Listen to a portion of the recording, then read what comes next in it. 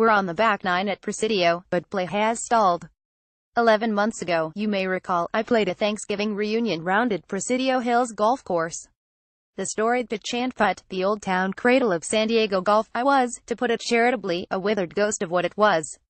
Greens as bumpy as a front yard. Dirt fairways. The only thing lacking was tumbleweeds. George Marston's 9-acre gift to the city, scene of Tigers and Phil's first major victories, had gone to dried-out seed. After that round, I wrote a column, an SOS, and, much to my surprise, a group of romantics quickly formed a non-profit with the mission of restoring the course to its past glory.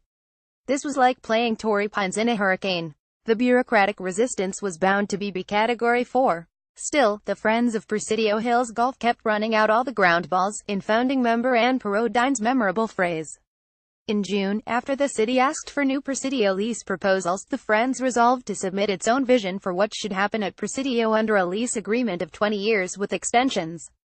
In a brave leap of faith, Gina Champion-Cain, founder of American National Investments, spent $100,000 to create a research-based business plan that will, among many other things, scrape the course down to its original dirt, perform archaeological studies on what's below, and then bring in tonnes of new soil to create a protective seal while crafting a modern course that reflects the original design.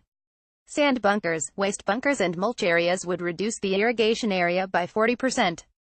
David Fleming, the architect of Presidio 2.0, designed the dead-solid perfect Colina Park Golf Course, headquarters of Pro Kids the First Tee, the exemplary program that helps disadvantaged City Heights children learn golf and the life lessons it teaches.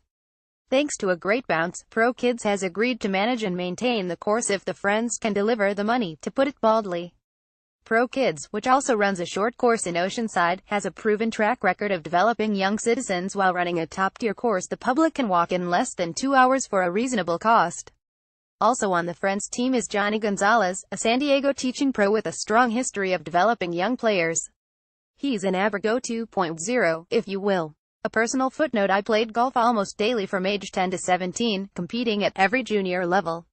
Most of what I know about honesty, adult manners, physics, the rewards of practice, patience and storytelling I learned on a golf course, starting with lessons from Don Abrigo, son of original Presidio patriarch Al Abrigo and father of Donna Abrigo, who retired as the manager of Presidio in 2003. Besides Pro Kids, the other indispensable partner to the Presidio Green Dream is the Save Our Heritage organization, which has agreed to oversee historical issues as well as the restoration and management of the Carrillo Adobe, San Diego's oldest residence, as a museum.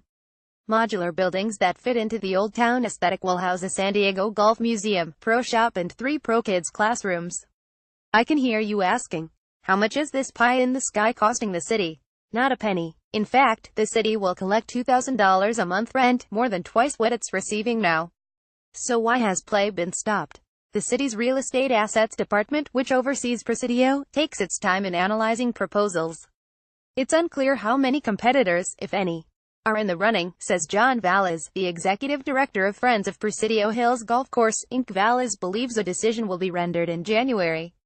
My fear is that the city will make the easy choice, a modest renter like the current one who cannot afford to irrigate, with the exception of greens and tee boxes, and evidently uses the parking lot, which is almost always empty due to the dismal condition of the course, as a revenue source. For Little Presidio, as with other civic sore spots, homelessness, stadiumland, convention center, San Diego has to think bigger, smarter. Here you have a team of golf romantics willing to move heaven and lots of earth to raise nearly $6 million to both honor the past and color the future green.